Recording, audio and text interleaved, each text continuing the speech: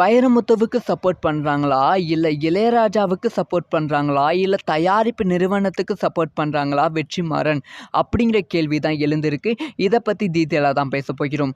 அதாவது இளையராஜா, வைரமுத்து, அதுக்கப்புறமா கூலி திரைப்படத்தோட பிரச்சனை பற்றி எல்லாத்துக்குமே தெரியும். கூலி திரைப்படத்தில் டிஸ்கோ டிஸ்கோ அப்படிங்கிற ஒரு பாடலை யூஸ் பண்ணியிருப்பாங்க.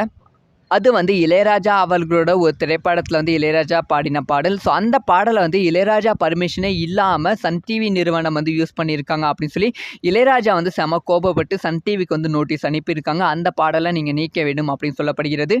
இதுக்காக வைரமுத்துவும் தன்னோட தரப்புல இருந்து தன்னோட கருத்தை தெரிவித்திருந்தாங்க. அதில் அவங்க என்ன சொல்லியிருந்தாங்கன்னா, இசை, இயல், தமிழ், அதுக்கப்புறம் லிரிக்ஸ் எல்லாத்துக்கும் தான் சொந்தமாக இருக்கும். அந்த பாடலை உருவாக்கினவங்க, அந்த பாடலை எழுதினவங்க, அந்த பாடலை பாடினவங்க, அந்த பாடலை டான்ஸ் ஆடினவங்க, இவங்க எல்லாத்துக்கும் தான் சொந்தமாகும். இது ஒருத்தருக்கு மொத்தம் சொந்தம் கொண்டாட முடியாது அப்படின்னு சொல்லியிருந்தாங்க.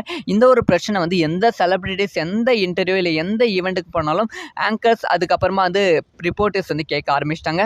அதே மாதிரி தான் வெற்றிமாறன் கிட்டையும் இன்னைக்கு கேட்டிருக்காங்க. அதுக்கு வெற்றிமாறன் அவர்கள் சொன்ன பதில் ஒரு குழப்பத்தை ஏற்பட்டிருக்கு. இது வைரமுத்துவுக்கு சப்போர்ட் பண்ணுறாங்களா, இளையராஜாவுக்கு சப்போர்ட் பண்ணுறாங்களா, இல்லை தயாரிப்பு நிறுவனத்துக்கு வெற்றிமாறன் சப்போர்ட் பண்ணுறாங்களா அப்படிங்கிற குழப்பம் தான். ஸோ அப்படி வெற்றிமாறன் என்ன சொன்னாங்க அப்படின்னு தான் பார்க்க போகிறோம்.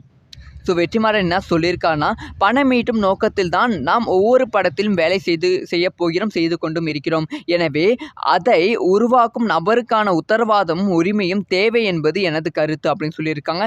இது யாருக்கு சப்போர்ட் பண்ணி சொன்னாங்க, சன் டிவிக்கா, இல்லை இளையராஜாவுக்கா, இல்லை வைரமுத்துக்கா அப்படிங்கிற குழப்பம் இன்றளவும் எனக்கு இருக்குது. இதை பற்றி உங்களோட ஒப்பீனியன் என்ன அப்படின்னு சொல்லி மறக்காமல் கமெண்ட்